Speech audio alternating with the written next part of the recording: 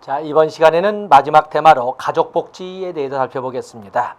자, 가족복지라고 하는 것은 결국에 가족 개개인의 존엄성도 확보하고 또 가족 전체 생활의 안정도 도모하고 등등 다양하게 설명할 수 있는데, 결국에 테마는 가족 또는 가족 성원을 주체로 해서 그들의 뭔가의 영역을 돕는 활동을 가족복지라고 합니다. 또 시험용으로 보면은 두 번째, 가족복지란 일시적 빈곤의 압력이나 자원의 결핍 및 가족 내 인간관계의 결합을 도와주는 활동이다. 또 3번에 보시면 가족복지란 가족생활을 보호, 강화하여 가족원으로 하여금 사유인으로서의 기능을 다할 수 있도록 도와주는 서비스 활동으로, 가족복지에 대해 가족들이 생활해 나가는 데 있어서 어려운 문제들을 취급을 한다. 자, 어떤 문제를 다뤄도 가족 전체를 가지고, 가족 구조를 가지고, 가족 내 인간관계를 가지고, 가족 구성원 개개인이 직면한 문제를 가지고 이렇게 어떠한 영역이든 간에 어떠한 방법으로든 돕는 활동을 가족복지라고 합니다. 아주 드물게 아주 나온 지가 출제된 오래된 그 한자권의 문제가 되겠습니다만은, 가족복지의 기능, 이송적 기능, 조정적 기능, 또 개발적 기능, 회복적 기능. 자, 가족복지라고 하는 것은 이송적, 의료적 그러는데, 가족복지라고 하는 것은, 가족복지는 모든 가족이 생활상 요구를 충족시키기 위해, 생활상 요구나 생활상의 욕구라고 하는 게 생활상 욕구를 충족시키기 위해 적당한 제도나 자원을 선택하여 그것을 건설적으로 이용할 수 있게 하는 기능을 수행하는데, 그것을 이송적 기능, 의료적 기능, 송치적 기능, 아주 오래된 한자권으로 이렇게 썼던 분들이 쓰는 내용이 되겠습니다. 또 그러면 가족복지라고 하는 것은 가족 전체가 가족의 기능을 발휘할 수 있도록 조정하고 원조하는 기능을 수행한다. 조정적 기능. 또 그런가 하면 가족복지라고 하는 것은 모든 가족 구성원들이 개별적으로나 집단 구성으로나 사회 구성원으로서 적절한 역할을 수행할 수 있도록 돕는 활동을, 기능을 수행하는데 개발적 기능이라 하고, 또 어떤 문제점을 해결해서 회복시키는 기능, 회복적 기능 등을 수행한다고 합니다. 그래서 거기는 그 정도 보시면 되겠습니다. 다음에 567페이지로 가서 보시면 가족치료의 특성에서 가족치료, 개인치료와 가족치료의 차이점 이렇게 있죠. 그래서 가족치료라고 하는 것은 개인치료와는 달리 문제의 원인을 개인이 찾지 않고 문제의 원인을 가족이나 사회체계에 관심을 두고 넘어가면서 차이가 있다는 점처럼, 가족치료와 개인치료의 비교점, 출제비중 C급입니다만 여러분들이 한 번은 읽어보시고, 다음에 B급 정도에서 가족치료 형태가 567페이지에서 568페이지 합동치료, 협동치료, 병행치료 등이 나와 있습니다. 합동치료는 한 사람의 사회복지사가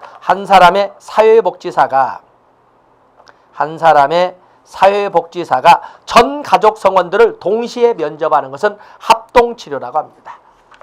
그에 비해서 협동치료라고 하는 것은 가족 성원별로 각각의 사회복지사가 각각 구성원들을 개별적으로 면접을 하고 진행하는 치료는 협동치료라고 합니다. 각각의 가족 구성원에 대해서 각각의 사회복지사가 1대1 관계 속에서 면접을 실시하는 것은 협동치료라고 하고, 병행치료는 한 사람의 사회복지사가 전 가족 구성원을 모여놓고 면접을 실시한 후에, 그리고 이제는 개별적으로 한 사람 한 사람씩 불러서 개별 면접을 실시하는 것은 이 병행치료라고 설명을 합니다.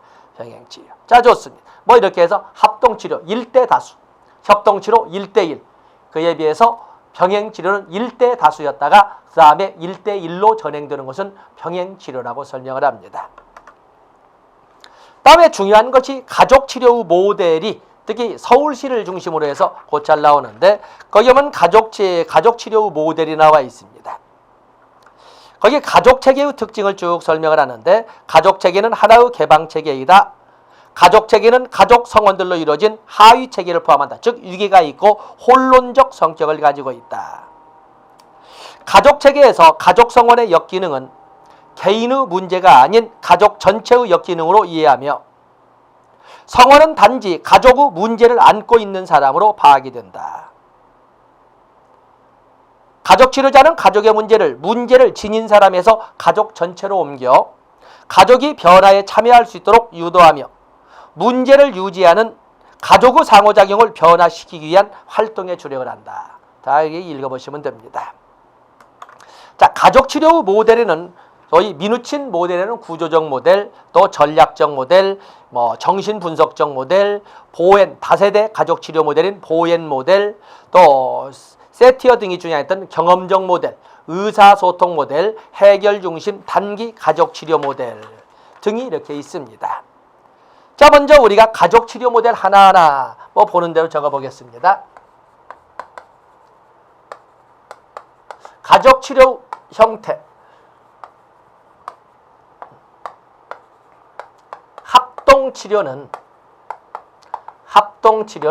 합동치료는 일대 가족성원 전체. 그래서 한 사람의 사회복지사가 가족성원 전체를 모아놓고 이끌어가는 면접은 합동치료 과정이고, 협동, 누가 협동한다? 사회복지사들이 개개의 사회복지사와 사회복지사 대 개개 가족성원 1대1의 관계로 이루어지는 것은 협동치료가 되겠고, 병행치료라고 하는 것은 먼저 합동치료를 한 다음에 그리고 나서 즉 일대 전체, 가족 전체로 한 다음에 개별치료, 개별 면접으로 이끌어가는. 그렇기 때문에 이 병행치료는 한 사람의 사회복지사가 이렇게 처음에는 전체 가족을 대상으로 하다가 그 다음에는 개별 성원 한 사람 한 사람을 불러서 1대1의 관계로 선 합동치료 후 개별 면접을 이끌어가는 것은 병행치료라고 합니다. 그 다음에 가족치료의 유형이라고 이렇게 제목을 달았습니다. 첫 번째, 미누친 모델.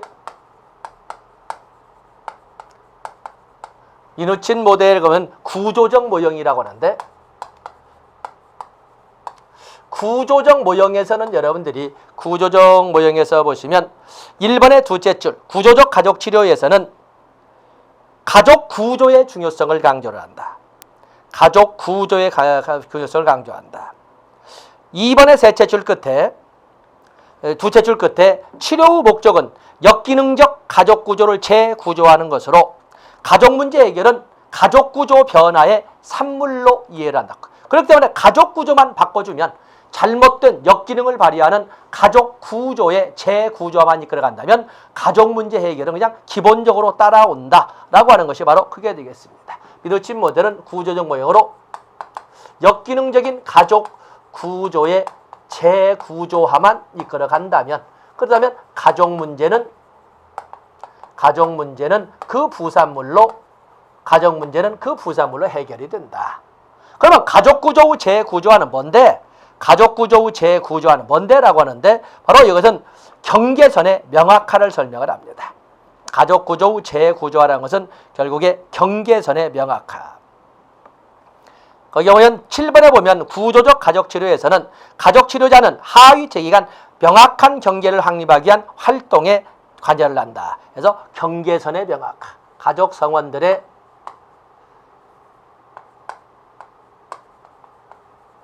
경계선의 명확화, 가족 성원들 간의 경계선의 명확화를 도모함으로써 가족 구조를 재구조화만 하면 가족 성원들의 문제는 자연스럽게 해결되어 간다 하는 것이 미누친 모델이 되겠습니다. 그 다음에 전략적 모델이 마침 나와 있군요. 전략적 모델에서는 중요한 것이 첫 번째 나와 있습니다. 어떠한 이론보다는 문제 해결에 초점을 두는 거죠. 이론보다는 문제 해결에 초점을 두는. 그래서 어떻게 하면 지금 발등에 무엇을 동원하냐 이게 중요한 것이 아니라 어떻게 하면 당면 문제 해결 방법에 초점을 두는 겁니다. 방법, 전략에. 그래서 전략의 스트래티지가 나오는 거죠. 그래서 발등에 떨어지면 불만 끄면 되지 어떻게 이런 걸 따지지 않습니다. 그래서 전략적 가족치료는 이론보다는 문제 해결에 초점을 둔다. 전략적 가족치료는 문제에 대한 이해보다는 해결 방법에 초점을 두고 다양한 실용적 개입 기법을 다양한 해결을 위한 개입 기법, 다양한 개입 비법을 동원함으로써 당면 문제, 발등에 떨어진 불 끄는 데 초점을 두자 하는 것이 전략적 모델이 되겠습니다.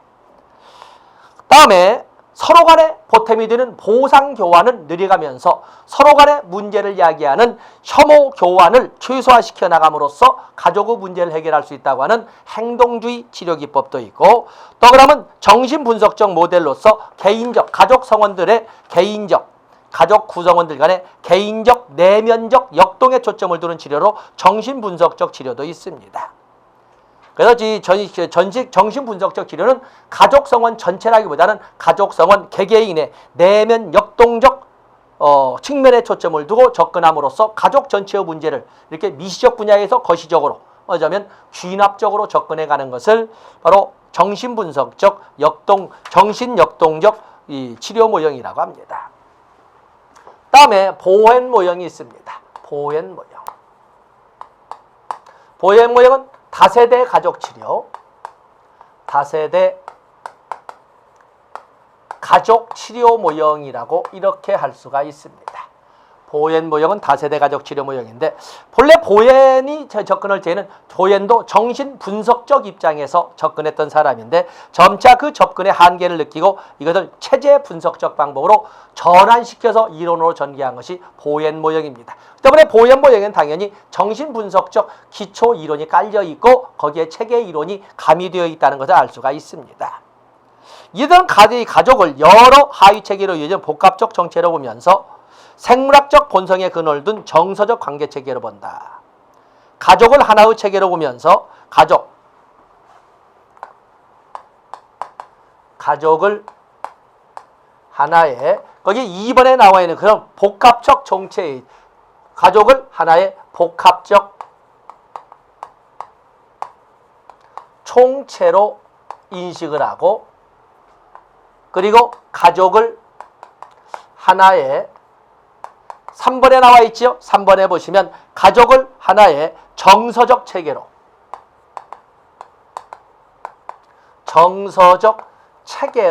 인식을 합니다. 그렇기 때문에 이 가족치료, 다세대 가족치료에서는 소위 자아의 분화를 강조합니다. 가족의 문제는 자아의 미분화에서 파생된 걸로 보고 자아의 분화를 강조합니다. 자아의 분화를 이끌어갈 수 있다면 가족 문제는 해결될 수 있다.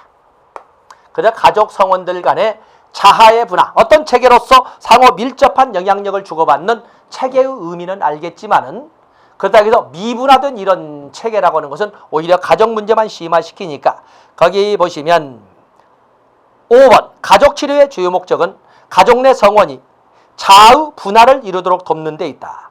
경계선에 명확하라는 것은 미누친 모델, 구조전 모델이고, 그에 의해서 정서적 체계로 보면서 자아의 분화를 통한 가족 문제 해결을 강조하는 것은 보행 모형, 다세대 가족 치료 모형이 되겠습니다. 그래서 5번에 보시면 가족 치료의 주요 목적은 가족 내 성원이 자아의 분화를 이루도록 돕는 데 있다. 즉 미분화된 가족자 혼합체로부터 단절을 주장했다. 즉 다시 말해서 자아의 분화를 강조했다. 지나치게 유리된 떨어진 자아의 관계도 그렇지만 지나치게 밀착된, 너무나 애들에 끌려다니고 너무나 마마보이로 살고 하는 것은 역시 가족 문제를 야기하니까, 이런 소위 경계선의 명확화와 같은 개념으로 보행은 자아의 분화를 강조했고 그를 통한 가족 문제 해결을 강조했던 것이 보행 모형이 되겠습니다.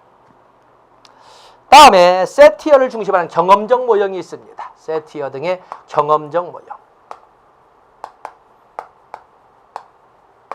경험적 모형에서는 거기 것처럼 인본주의 심리학을 바탕으로 한다.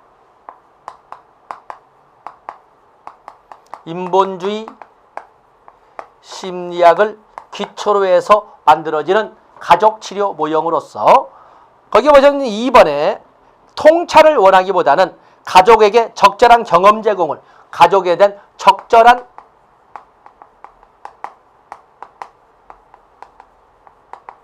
경험 제공을 강조한다. 적절한 경험 제공을 강조한다. 또 그런가 하면 매 상황을 지금 여기에 매 순간에 지금 여기의 상황을 지금 여기 현재 여기의 상황을 매 순간이라고 할 수 있는 매 순간의 상황이니까 지금 여기의 상황을 강조합니다. 그리고 의사소통도 거기에 보면은 6번에 가족 간 결속과 바람직한 의사소통을 강조한다. 그래서 거긴 여러분 집에 쓸까요? 가족 간 결속과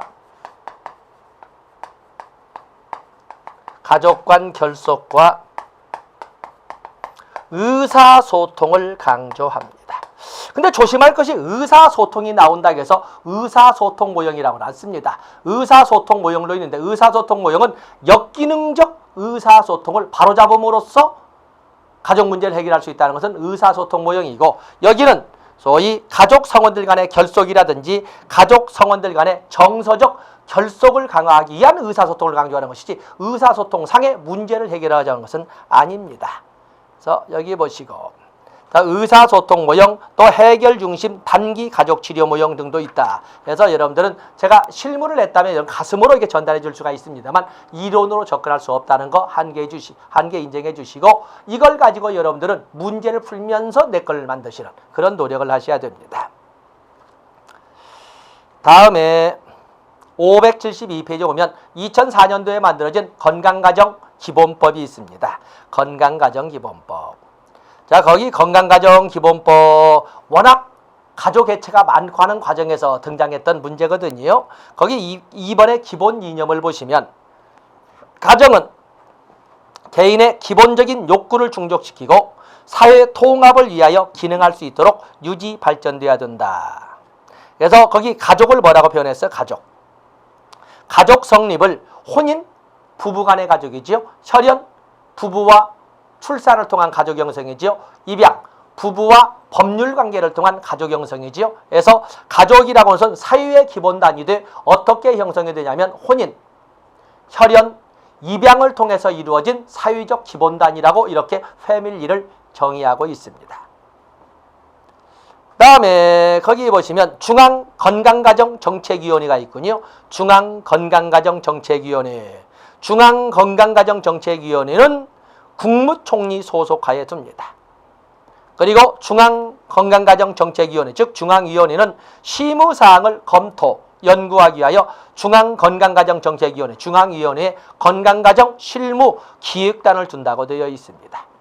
그러면서 가정에 관한 주무부서는 여성가족부이기 때문에 3번에 보시면 여성가족부 장관은 건강가정 기본교육을 역시 몇 년마다 5년마다 실시하여야 하고, 조심할 것이 있습니다. 장애 아동 실태나 아동 또는 노인 실태 조사는 3년마다 하는 것이 일반적인데, 여기 보면은 가족 실태 조사는 5년마다 하도록 되어 있습니다. 차별점이 있지요. 국가 및 지방자치단체는 개인, 가족의 생활 실태를 파악하고 건강가정구현 및 가정문제 예방 등을 위한 서비스의 욕구와 수요를 파악하기 위하여 5년마다 가족 실태조사를 실시합니다. 실태조사 그러면 일반적으로 3년입니다. 그런데 가족 실태조사는 5년이라는 거, 가족 실태조사는 5년이라는 걸 여러분들이 체크를 해놓으시면 됩니다.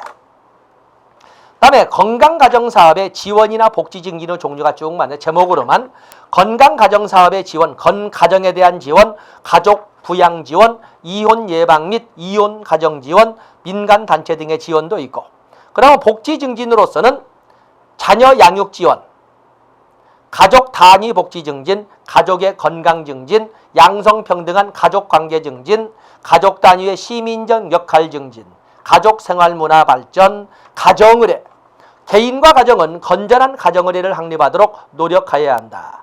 국가 및 지단은 건전한 가정의례를 확립하기 위한 지원 정책을 수립하여야 한다. 다음에 가정봉사원. 국가 및 지방자치단체는 건강한 가정을 유지하기 위하여 필요한 경우에는 가정을 방문하여 가사, 육아, 산후조리, 간병 등을 돕는 가정봉사원을 지원할 수 있다. 자, 이런 것처럼 산모가 너무 약해서 어린 자녀를 돌볼 수가 없는 경우는 이럴 때는 가정봉사원 파견사업 등을 통해서 또 엄마가 돌볼 수 없는 어린이를 돌봐줄 수도 있는데 산후조리 도움이라든지 이런 타가 서비스 제공이라든지 가정봉사원 파악은 아동복지 서비스 카드신의 분류로 본다면 보조적 서비스가 되겠습니다. 또 애들은 집안 내에서 서비스를 받으면서 외부에 있는 서비스 제공기관에서 이렇게 가정봉사원들을 파견해서 집안 내에서 부모의 일부 역할을 보충해주거나 대행하는 것을 보조적 서비스라고 하지 않았습니까? 그 중에 하나가 가정봉사원이 되겠습니다. 다음에 건강가정교육 중요 표시하시고, 뭐 중요한 것은 여기는 건강가정교육에는 결혼준비교육도 있습니다. 건강가정교육에는 결혼준비교육, 부모교육, 가족윤리교육, 가족가치실현 및 가정생활 관련 교육 등이 있습니다. 결혼준비교육, 부모교육, 가족윤리교육, 또 가족가치실현 및 가정생활교육, 가정생활 관련 교육 등이 있다는 것을 알아주시면 되겠습니다. 다음에 한국건강가정진흥원도 있다. 한국건강가정진흥원도 있다. 이 한국건강가정진흥원에 대한 구체적인 것은 2015년도부터 내년부터 시행이 됩니다만, 다양한 가족의 삶의 질 제고와 가족 역량 강화를 위한 가족 정책을 효율적이고 체계적으로 지원하기 위하여 한국건강가정진흥원을 둔다. 그렇죠? 한국건강가정진흥원을 둔다. 그런가 하면 국가 및 지단은 건강가정 문제를 위해서 시도 및 시군구에 건강가정지원센터를 두고, 이 시도 및 중앙, 시도, 시군구에 두는 건강가정지원센터에는 중앙, 시도, 시군구에 두는 건강가정지원센터에는 건강가정사를 반드시 두어야 합니다. 그래서 건강가정사에 대한 것도 여러분들이 그 내용을 여러분들이 체크를 해 놓으시면 됩니다. 자, 그 정도 보시면 되겠고. 이번엔 영유아 보육법. 여기서는 한 문제가 나와야 되겠죠. 영유아 보육법이 나오는데, 우리가 영유아라고 하는 것은 6세 미만의 취약전 아동을 영유아라고 합니다. 6세 미만의 취약전 아동을 영유아라고 한다. 거기 보육이념 여러분들이 보시고, 거기 중요한 것은 보육정책조정위원회를 보시죠. 보육정책조정위원회. 거기는 보육정책조정위, 아동정책조정위원회, 장애인정책, 장애인복지조정위원회 이런 등등의 위원회가 전부 국무총리 소속으로 하고 국무총리가 위원장을 맡지 않았습니까? 그런데 여기 보육정책조정위원회는 국무총리 소속으로 해서 보육정책조정위원회를 두는데, 그건 똑같습니다만 위원장이 누구냐면 국무조정실장이 됩니다. 보육정책조정위원회는 위원장을 포함한 12명 이내의 위원으로 하되, 위원장은 국무총리 아닙니다. 보육정책조정위원회 위원장은 국무조정실장이 된다는 걸 알아주시면 되겠습니다. 그리고 보건복지부, 또 시도, 시군구에 지방보육정책위원회를 둔다. 국무총리 소속에는 보육정책조정위원회를 두고 국무조정실장이 위원장이 되지만, 보건복지부, 시도, 시군구에는 중앙보육정책위원회와 지방보육정책위원회를 둔다. 자, 그 정도 시면 되겠어요. 또 그러면 육아종합지원센터가 있습니다. 육아, 역시 보건복지부, 시도, 시군구에 중앙 육아종합지원센터와 지방 육아종합지원센터가 있습니다. 그래서 두어야 한다 이렇게 되어 있죠. 두어야 한다. 다음에 보육실태조사, 가족실태조사만 5년이고 나머지 실태조사는 그냥 기본 3년. 가족실태조사는 5년, 나머지는 3년. 실태조사가 나오면 3년을 원칙으로 하되 가족실태조사만 5년이라는 것을 별도로 체크를 하시면 되겠습니다. 다음에 출제가 될 것이 바로 어린이집이 되겠습니다. 어린이집.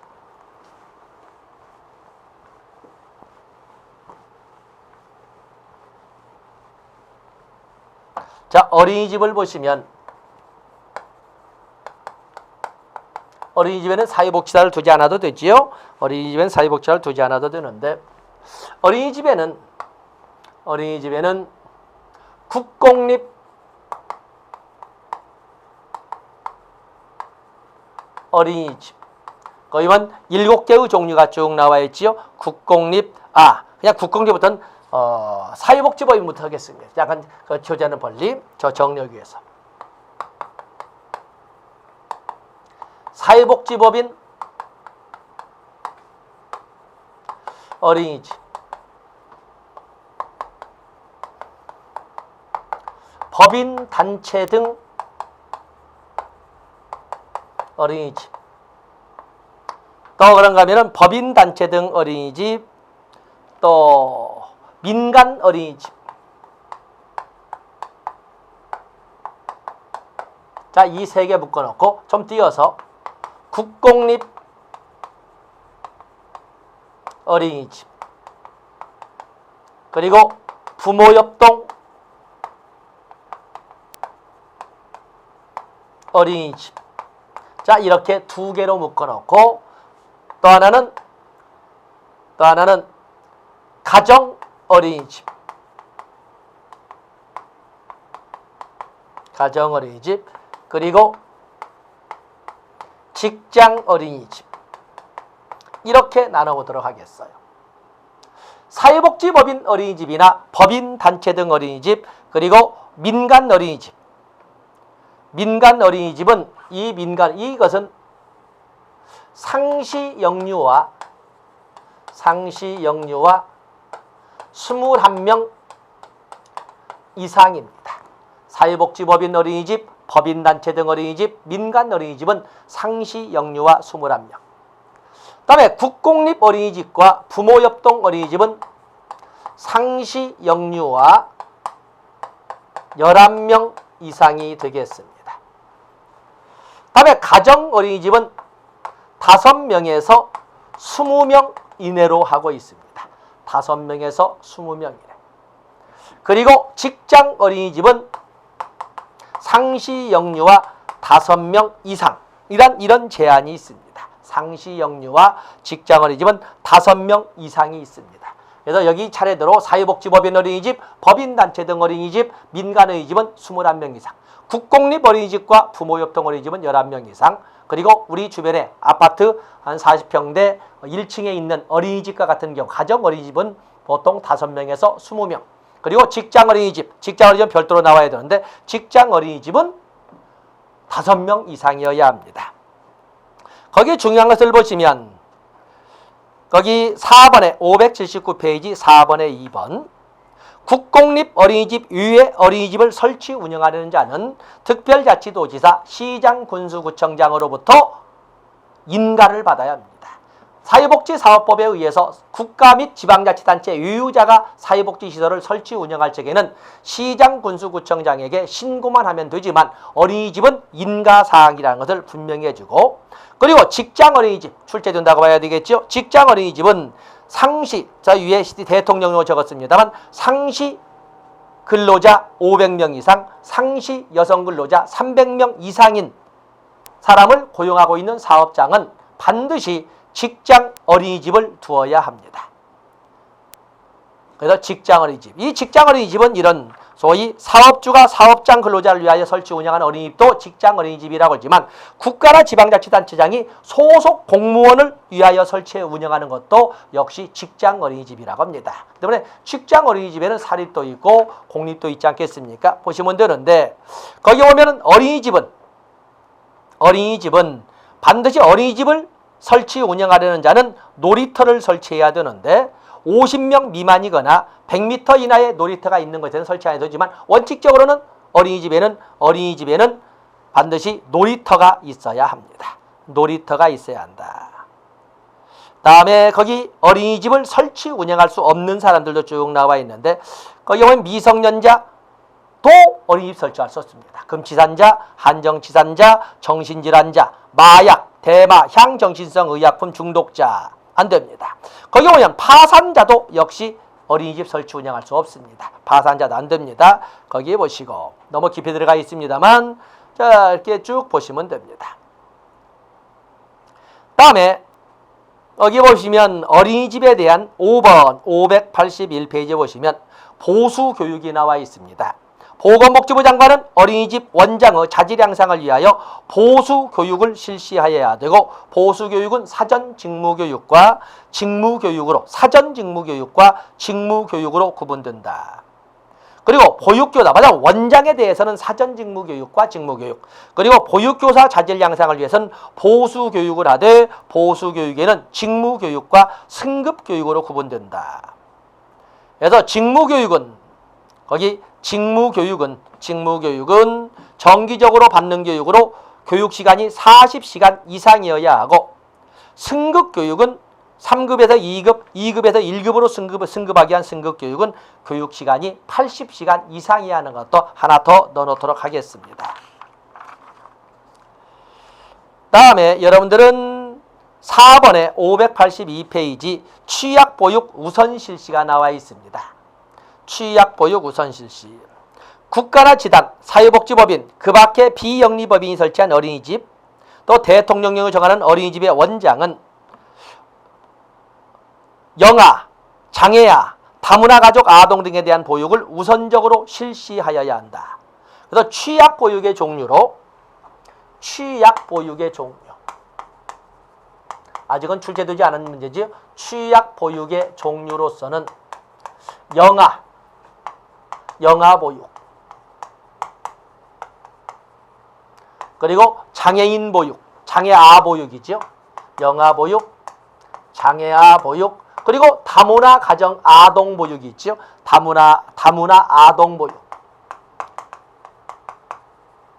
다문화 아동 보육, 그리고 시간 연장형 보육,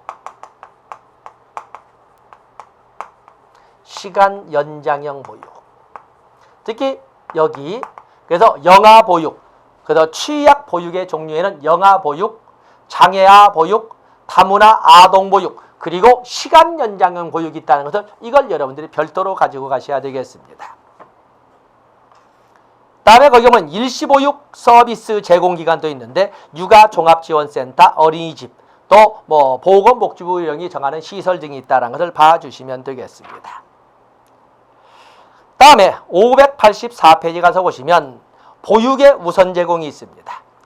국가나 지방자치단체, 사회복지법인, 그 밖에 비영리법인이 설치한 어린이집과 대통령령으로 정하는 어린이집 원장은 다음에 해당하는 자가 우선적으로 어린이집을 이용할 수 있도록 해주어야 한다. 국기법상 수급자, 한부모가족지원법상 보호대상자 자녀, 국기법상 차상위 계층의 자녀, 장애인복지법상 장애등급, 보건복지 운영하는 장애등급이니까 장애등급 이상에 해당하는 자녀, 다문화 가족의 자녀 등을 우선적으로 해서 보육이 제공되어야 된다. 물론 보육은 그 지역의 모든 이에게 다 골고루 보육 기회를 주어야 하지만 정원의 한계, 아까 보육인 어린이집은 모든 오는 사람을 다 받을 수 없잖아요. 사람이 밀린다면 21명 이상, 11명 이상 이렇게 숫자가 있는데 거기서 우선적으로 배정해야 되는 것은 현실적으로 많은 어린이집이 그걸 안 지키고 있습니다만 우선적으로선 국기법상의 수급자, 또 국기법상 차상위 계층의 자녀, 다문화 가정의 자녀, 또 그런가 하면은 한부모 가족 지원법상 보호 대상자의 자녀, 또 장애 등급에 이상하는 자녀, 이런 등등을 우선적으로 해야 함에도 불구하고 현실은 잘 않고 있거든요. 그러나 법으로는 이렇게 정해져 있다는 사실입니다. 다음에 거기 보면은 어린이집 안전공제사업, 어린이집 안전공제사업이 있는데 어린이집 안전공제사업을 하려면 보건복지부 장관의 허가를 받아야 합니다. 다음에 중요한 것이 바로 비용입니다. 비용. 무상보육, 양육수당, 그렇죠? 무상교육, 양육수당이 있는데 지금 우리는 소득에 관계없이 5세 이하의 자녀를 양육하는 가정에 대해서는 무상보육도 실시하고 있고 어린이집이나 유치원을 이용하지 않는 가정에 대해서는 양육수당을 지원하기도 하고 또 다양한 보육서비스 이용권, 바우처를 제공하기도 합니다. 거기 보면 국가와 지방자치단체는 영유아에 대한 보육을 무상으로 하되 자세한 내용은 대통령령으로 정한다. 양육수당, 국가와 지단은 어린이집이나 유치원을 이용하지 아니하는 영유아에 대해서는 영유아의 연령과 보호자의 경제적 수준을 고려해서 양육수당, 양육에 필요한 비용을 지원할 수 있다. 다 요즘 양육수당 다 되어 있지요. 그래서 교육지원, 보육지원 다 무상보육 다 되어 있습니다. 양육수당, 유치원을 보내지 않거나 어린이집을 보내지 않을 경우에는 아동의, 영유아의 연령과 그리고 부모의 보호자의 경제적 수준을 고려해서 양육수당을 차등화 정해놓고 있습니다. 그 외에도 보육서비스 이용권 제공이나 비용 지원에 대한 이런 다양한 지원 서비스가, 비용 지원 서비스가 나와 있습니다. 또 그런가 하면 세제 지원도 나와 있고 어린이집 연합회도 뭐 쭉 규정 나와 있습니다. 그래서 여러분들은 그중에 585페이지 무상보육과 양육수당에 대해서 물론 알고 있으시겠지만 다시 한번 법조의 근거가 어디에 있다? 영유아보육법 34조 2의 신설조항으로 들어있다는 것을 알아주시면 되겠습니다. 자, 이런 정도에서 우리가 정책론이자 법체론을 겹치는 영역을 사회복지 전담공무원과 더불어서 동시에 진행을 했습니다. 그 외에도 많은 법률이 있죠. 긴급복지지원법도 있고 입양특례법도 있고 많은 법률들이 다루고 싶겠지만 그러나 거기까지 다루기에는 너무나 그 효율성이 좀 떨어지는 것이고 그래서 이런 정도를 가지고 여러분들이 약간 월풀부도하지만 이런 정도라면 사회복지사 1급은 충분히 뭐 여러분들이 원하는 합격증을 받을 수가 있을 것이고 그리고 문제 부족한 것은 여러분들이 마지막 어느 책을 보든지 간에 기출문제 풀어보시겠습니다만 기출문제 분석을 통해서 여러분들이 한 계단 더 업만시켜 놓으면 뭐 합격은 뭐 정해져 있다고 볼 수 있겠습니다. 자, 여기까지 하겠습니다. 고맙습니다.